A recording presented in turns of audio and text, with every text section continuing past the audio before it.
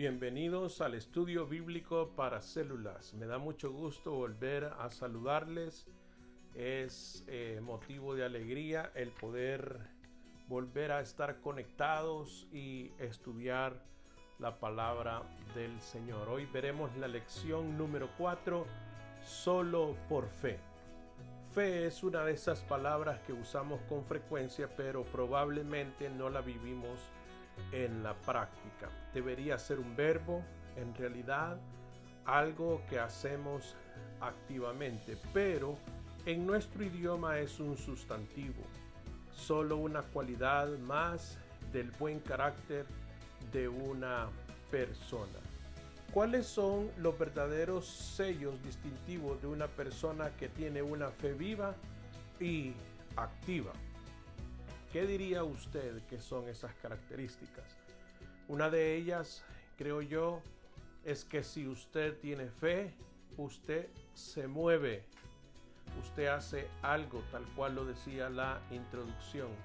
Si usted tiene fe, toma decisiones radicales para manifestar su confianza en que lo que se le ha prometido se va a cumplir, etcétera, etcétera, etcétera. Bienvenidos a este estudio solo por fe. Vayamos a la lectura bíblica correspondiente a esta ocasión. Una parte introductoria previo a leer el texto dice: el apóstol Pablo amonesta a los creyentes en Galacia con urgencia e intensidad para que recuerden la verdad fundamental del cristianismo. Así como aceptamos a Cristo solo por fe, así ahora también caminamos con Él solo por fe. Las obras religiosas, no importa lo grandioso que sean, no merecen mayor aprobación de Dios. Vamos a leer entonces Gálatas capítulo 3, versículos del 1 al 9. Yo leo la Nueva Versión Internacional, que dice: Gálatas torpes, ¿quién los ha hechizado a ustedes, ante quienes Jesucristo crucificado ha sido presentado tan claramente? Solo quiero que me respondan a esto: ¿recibieron el Espíritu por las obras que demanda la ley o por la fe con que aceptaron el mensaje? ¿Tan torpes son? Después de haber comenzado con el Espíritu, ¿pretenden ahora perfeccionarse con esfuerzos humanos? ¿Tanto sufrir para nada? Si es que de veras fue para nada. Al darle Dios su Espíritu y hacer milagros entre ustedes, ¿lo hace por las obras que demanda la ley o por la fe con que han aceptado el mensaje? Así fue con Abraham. Le creyó a Dios y esto se le tomó en cuenta como justicia. Por lo tanto, sepan que los descendientes de Abraham son aquellos que viven por la fe. En efecto, la Escritura, habiendo previsto que Dios justificaría por la fe a las naciones, anunció de antemano el Evangelio a Abraham: por medio de ti serán bendecidas todas las naciones. Así que los que viven por la fe son bendecidos junto con Abraham, el hombre de la fe. Vamos a ir a estas preguntas de exploración para iniciar la reflexión sobre este texto bíblico. ¿Por qué Pablo usó un lenguaje y tono tan fuertes en su carta a los Gálatas? Bueno, él dice en el texto: Gálatas torpes, ¿quién los ha hechizado a ustedes, ante quienes Jesucristo crucificado ha sido presentado tan claramente? Pienso que Pablo está haciendo una comparación. Si en verdad el Evangelio les quedó tan claro, ¿por qué ahora ustedes están volviendo a aspectos legalistas? Y es por eso el énfasis en su lenguaje firme y con una claridad de decir que no es sensato volver a hacer cosas por la ley, siendo que había quedado claro el Evangelio. ¿Qué papel desempeña el Espíritu de Dios en nuestra conversión y transformación final? El papel que desempeña el Espíritu de Dios es determinante, tanto así que o tenemos el Espíritu de Dios o no lo tenemos. No podemos fingir tenerlo. Y eso es notorio a través de esfuerzos humanos. Quiero parecerme a Jesucristo. Pero es frustrante porque la carne, el esfuerzo humano no produce esa característica espiritual.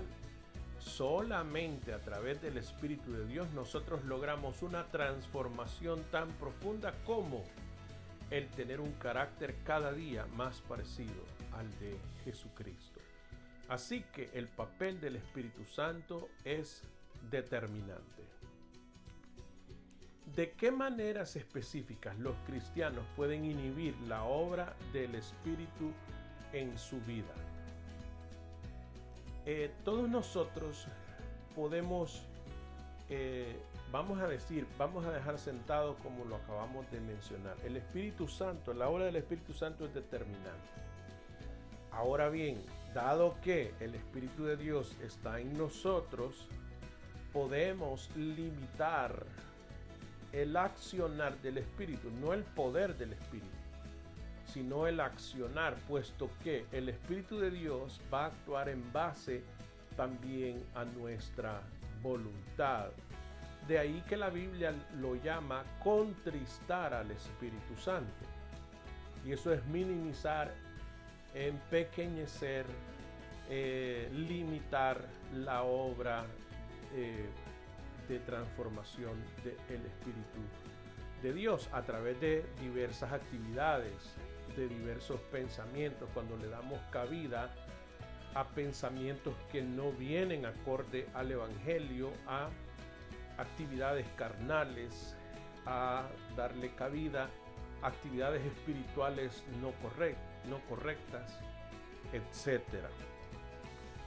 ¿Cuál es el motivo de Pablo por el que menciona a Abraham, el santo del Antiguo Testamento? Pablo hace mención a los Gálatas de Abraham, diciéndoles que él supo del Evangelio cuando Dios le dijo que en él, en su simiente, serían benditas todas las naciones, todas las familias de la tierra. Cuando él hablaba de la simiente, estaba hablando acerca de Jesucristo. En Jesucristo somos bendecidos todos nosotros, porque a través de Jesucristo obtenemos la salvación. Pablo distingue entre una vida que depende del Espíritu Santo y una que depende mayormente del esfuerzo humano, hablando en forma práctica cuál es la diferencia. Creo haber comentado anteriormente entre el esfuerzo humano y el fruto del Espíritu. Gálatas 5 nos habla acerca de la manifestación de la carne y el fruto del Espíritu. Manifiestas son las obras de la carne y da una serie de actividades que por naturaleza el ser humano hace de manera natural, sin ningún esfuerzo: pleitos, celos, maledicencia, fornicación, adulterio. No hay que empujarlo, eso es lo natural del deseo carnal. Más el fruto del Espíritu es amor, gozo, paz, paciencia, benignidad, bondad, fe, mansedumbre, templanza. Contra tales cosas no hay ley. No es natural amar al que nos denigra, al que nos ofende. Eso solo nace del Espíritu. No es natural tener gozo en la angustia, en medio de una pandemia. Eso solo viene del espíritu, etcétera, etcétera, etcétera. Así que vamos a decir que Pablo le dijo a los Gálatas, vean con claridad cómo se conducen, porque no pueden tener el resultado deseado si no es a través del Espíritu Santo. Es entonces que llegamos a este momento de esta lectura de inspiración. Dice el autor del estudio: la verdadera pregunta no es ¿cómo consigo más del Espíritu?, sino ¿cómo puedes tú, Espíritu, conseguir más de mí? Nosotros esperaríamos que el Espíritu nos dijera que tenemos que ser personas de la talla de la Madre Teresa, construir un orfanato, memorizar Levítico, bañar leprosos, permanecer despierto a leer una docena de libros de Max Lucado. Pensamos que el Espíritu nos va a decir haz esto y serás lleno. Dios corrige nuestra manera de pensar. Haz esto o aquello con tu propio esfuerzo y te cansarás. ¿Anhela usted ser lleno del Espíritu de Dios? He aquí lo que hay que hacer. Pida. Todo aquel que pide, recibirá.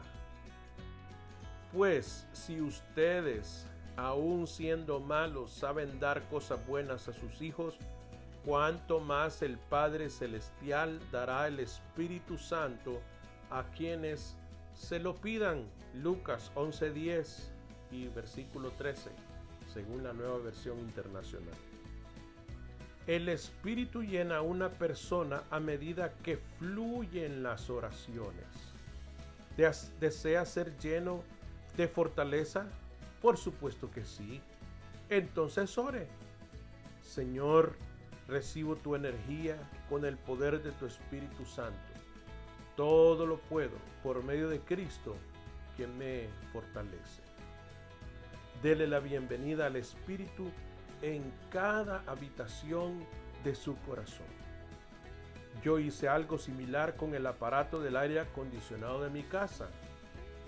Cuando estudio, en mi comedor me rodea aire fresco, pero afuera la vereda está hirviendo de calor.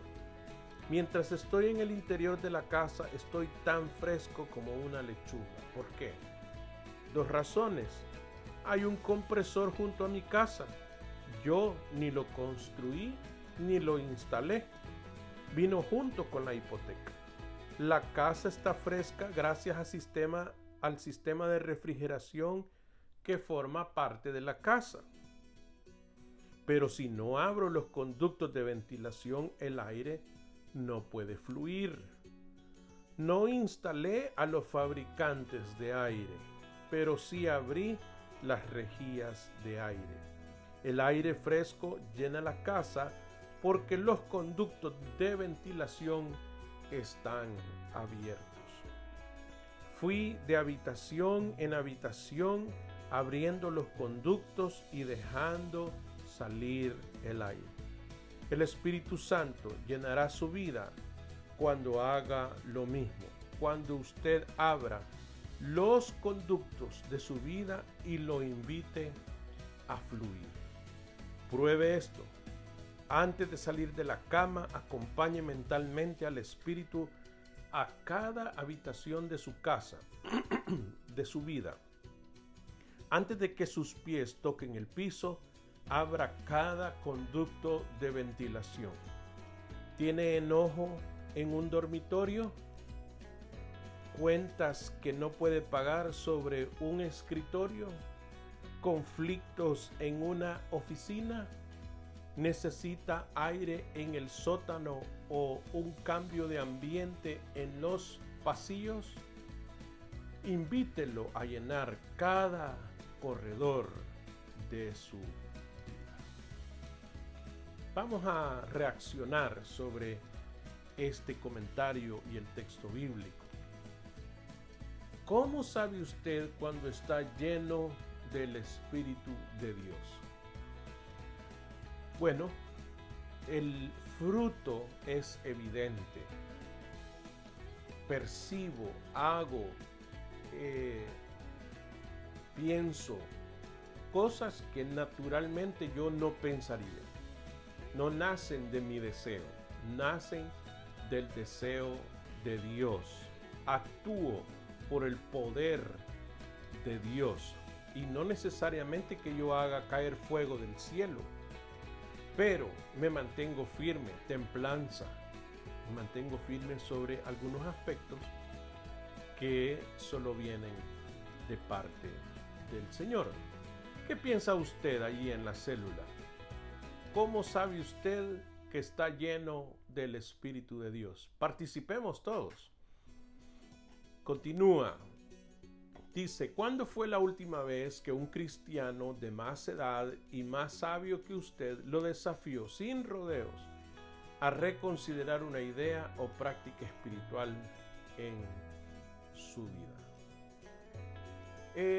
No será mucho tiempo atrás, quizás el mes pasado, cuando fui desafiado con respecto a la crianza de mis hijos. Eso fue un desafío, fue algo en que meditar, algo en que pensar respecto a lo que dice la Biblia. Y no porque necesariamente este cristiano tenía tanta razón en lo que me estaba diciendo, sino que fue algo confrontativo, fue algo que me puso una realidad delante de mí a la cual yo debería de responder. ¿Cómo? Como me estaba diciendo el cristiano, como estaba yo pensando o como dice la Biblia que debe de actuarse. Ahí entonces es que el Espíritu Santo, en base a lo que conocemos de la palabra de Dios y a la inspiración que Él pone en nosotros, que viene de parte del Señor, llegamos a las mejores conclusiones. ¿Cómo puede un cristiano saber cuando ha dejado de vivir por fe y ha empezado a depender de la carne? El texto del versículo 3 que leíamos al inicio dice, tan torpes son, después de haber comenzado con el Espíritu, pretenden ahora perfeccionarse con esfuerzos humanos. Hay momentos donde la expectativa acerca de la vida cristiana nos podría llevar a querer hacer un esfuerzo extra porque aparentemente el Espíritu de Dios no lo está realizando. Y entonces nosotros colaboramos o aportamos un esfuerzo humano. Estamos fingiendo, no es natural. Habría que definirlo mejor porque no estoy diciendo que uno no tenga que disponerse al Espíritu de Dios para una transformación. Pero la otra es basado en que no creo que el Espíritu está actuando, yo lo voy a hacer. Entonces sustituyo el poder del Espíritu por mi esfuerzo carnal, aun y cuando el esfuerzo no es un pecado en el sentido de ir en contra de la palabra de Dios, sino que con buena intención pero mala doctrina quiero hacer cosas que le agraden a Dios. La diferencia está en el esfuerzo humano sustituyendo el poder del Espíritu Santo. ¿En qué formas es usted como Abraham? Bueno, Abraham era un hombre como todos nosotros, un ser humano que fue desafiado y tuvo que dar manifestaciones de fe porque se le anunció que iba a tener descendencia a los 75 años. Porque se reafirmó que su descendencia sería como las estrellas del mar a los 100 años. Y así entonces obtuvo solo un hijo de la promesa y a pesar de eso creyó que en él iban a ser benditas todas las familias de la tierra. Así también nosotros nos vemos desafiados en contra de lo natural, en contra de cosas que no tienen lógica. Y vamos a decir que en el aspecto determinante de la salvación de nuestra alma, nos parece que no tiene lógica hacer un esfuerzo humano. Pero es que te tengo la buena noticia. Jesucristo vino a este mundo. Él se sacrificó en nuestro lugar y murió en la cruz, pero no quedó en la tumba, sino que resucitó de entre los muertos. Y esa es la buena noticia, el Evangelio de Dios, el cual no se recibe por un acto de ley, no se recibe por un acto humano, sino que se recibe por fe. ¿Por qué trabaja Satanás tan duro para impedir que veamos claramente el Evangelio? ¿Cómo ha distorsionado el Evangelio en nuestro tiempo? El diablo sabe que al distorsionar el mensaje de salvación claro y dado a las personas, y como es un mensaje liberador, pues él pretende que ninguno de nosotros acepte ese mensaje, sino que finjamos hacer obras, pero rechazando el Espíritu de Dios. Él sabe lo determinante que es el Espíritu Santo en la vida de los creyentes y pretende anular esa obra. En primer lugar, no permitiendo a los oyentes recibir el Espíritu de Dios, poniendo duda en el poder de Dios para que el Espíritu habite en nosotros por la fe y que haga una transformación de dentro hacia afuera y no de afuera hacia adentro. Así que Él ha buscado entre las personas que dirigen el poner tradiciones, el imponer actividades que la Biblia no necesariamente nos enseña. El Evangelio se recibe por fe y solamente por fe en Jesucristo. Piense y mencione algunas formas específicas en que puede abrir su vida al Espíritu de Dios. Una de las maneras en que uno puede abrir su vida al Espíritu de Dios es a través de la oración, es buscando a Dios en oración y pidiéndole que Él se manifieste a nuestra vida. Por eso hacíamos mención al texto de que nosotros, siendo malos padres, si un hijo nos pide pan, no le vamos a dar una piedra.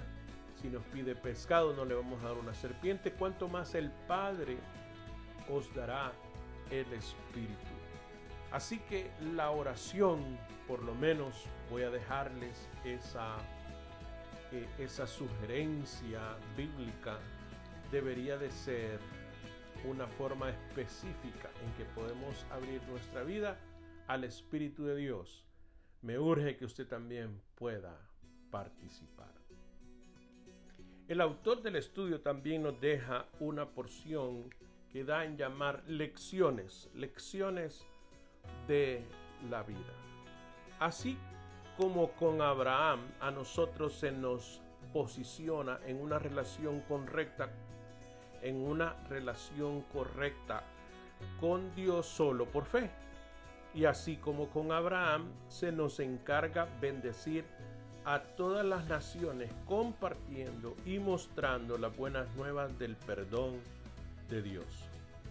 La intención de Dios es que nosotros, ahora que hemos sido perdonados y libres, seamos faros brillantes de esperanza y vida en el mundo.